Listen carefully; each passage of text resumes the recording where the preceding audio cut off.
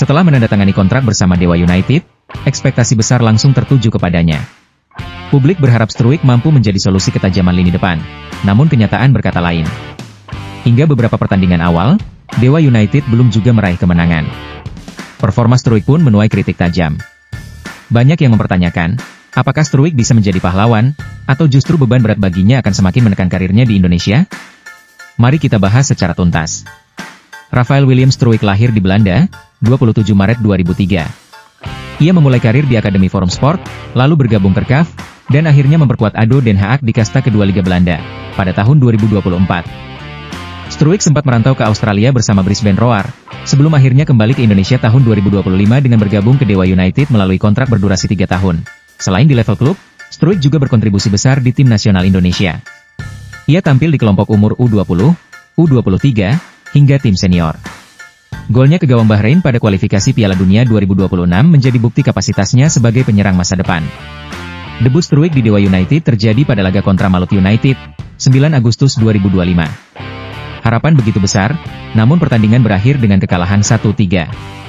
Struijk hanya mampu melepaskan 2 tembakan dengan 1 tepat sasaran sebelum ditarik keluar pada babak kedua. Pelatih Jan Olderyekerin meminta publik bersabar, karena adaptasi membutuhkan waktu.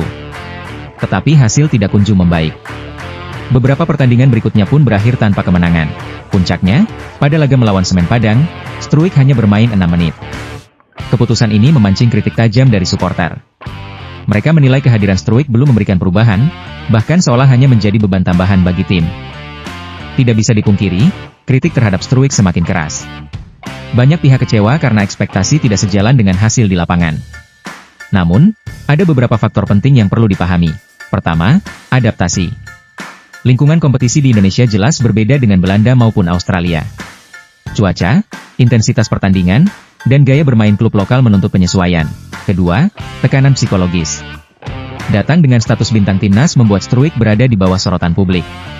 Ekspektasi berlebihan justru bisa menghambat performanya. Ketiga, sistem permainan Dewa United yang belum solid. Striker membutuhkan suplai bola yang tepat, dan tanpa dukungan kolektif, kemampuan individu sulit berkembang optimal. Meski belum sesuai harapan, Struijk masih sangat muda, baru berusia 22 tahun.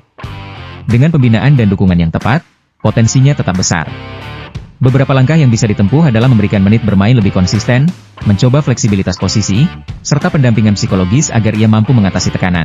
Supporter pun memiliki peran penting. Dukungan positif akan memberikan motivasi, sementara kritik destruktif hanya akan menjatuhkan mental pemain muda. Jika seluruh elemen tim mampu bersinergi, bukan tidak mungkin Struijk akan menjadi salah satu kunci kebangkitan Dewa United. Demikianlah pembahasan kita mengenai perjalanan Rafael Struijk bersama Dewa United. Dari ekspektasi tinggi hingga kritik keras. Semua menjadi bagian dari proses seorang pemain muda meniti karir profesional. Pertanyaannya sekarang, akankah Struijk mampu membalikan keadaan dan membawa Dewa United meraih kemenangan perdananya?